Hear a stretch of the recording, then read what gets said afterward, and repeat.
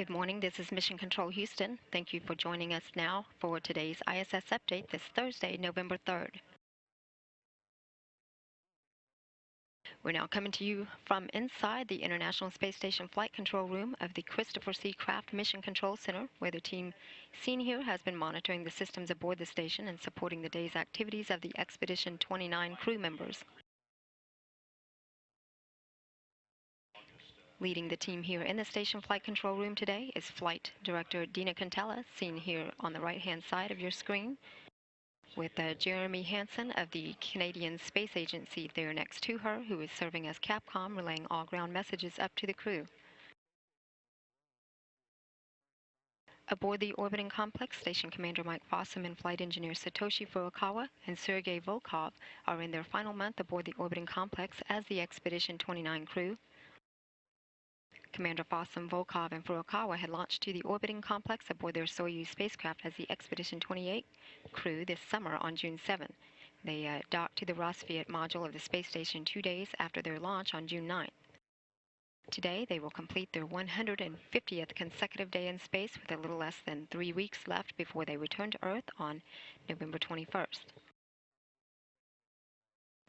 Meanwhile, back on Earth, the Expedition 30 crew, astronauts Dan Burbank and cosmonauts Anton Shkaplerov and Anatoly Ivanishin, who are scheduled to launch from Baikonur in Kazakhstan in a couple weeks on November 13, are at their crew quarters at the Cosmonaut Hotel in Baikonur, Kazakhstan. They are in their final flow of preparations to join their crewmates there aboard the International Space Station. Today, they will be conducting a computer-based rendezvous simulation that uses Soyuz flight-like software and exercising to maintain their fitness for their flight. The trio will join the crew aboard the station on November 16 after it docks to the complex. Meanwhile, on orbit, the expedition crew members continue to conduct scientific research and perform maintenance to their home away from home. The space station, with its crew on board, is now flying at an altitude of about 230 statute miles.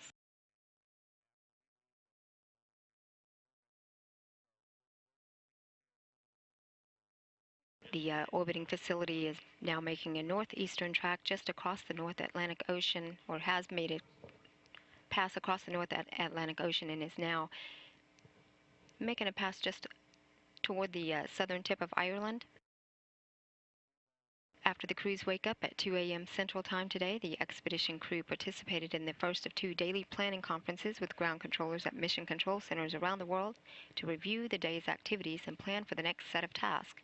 The crew will participate in another daily planning conference that just before entering its pre-sleep period, a couple of hours after today's ISS Update hour. The crew is then scheduled to go to bed at 4:30 p.m. Central Time.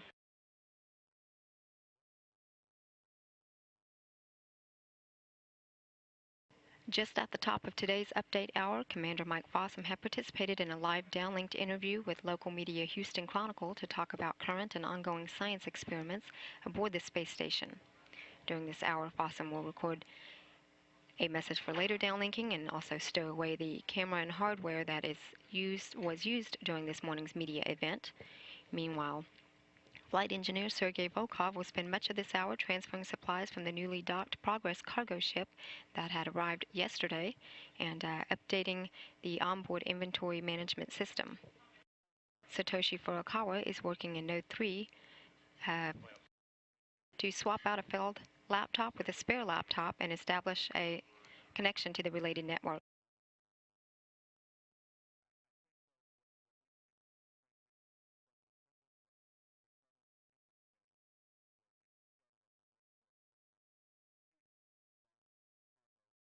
Earlier this morning, Commander Fossum had swapped out batteries and performed a camera checkout on a couple of running science experiments, the binary colloidal alloy experiment that studies space-grown crystals and advances in manufacturing materials, and the EarthCam science educational camera that allows students to study Earth observations.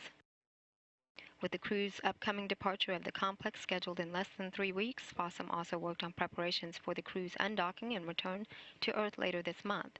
He and flight engineer Satoshi Furukawa spent the early morning hours of performing eye ultrasound scans as part of a human body studies that helps to understand the effects of long-duration spaceflight.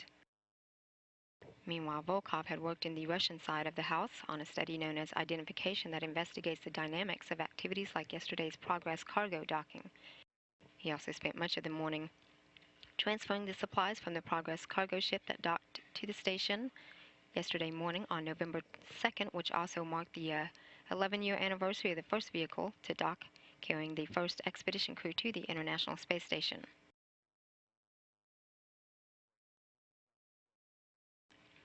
Later today, Commander Fossum will perform some maintenance work to the onboard recycle filter tanks assembly of the water recovery system. He'll also participate in a conference with the ground to review the station's current inventory management system and stowage.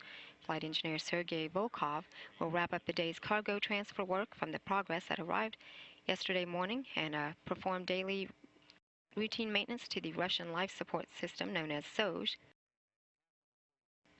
In preparation of the crew's departure later this month, Furukawa will be pre-packing items to be returned to Earth.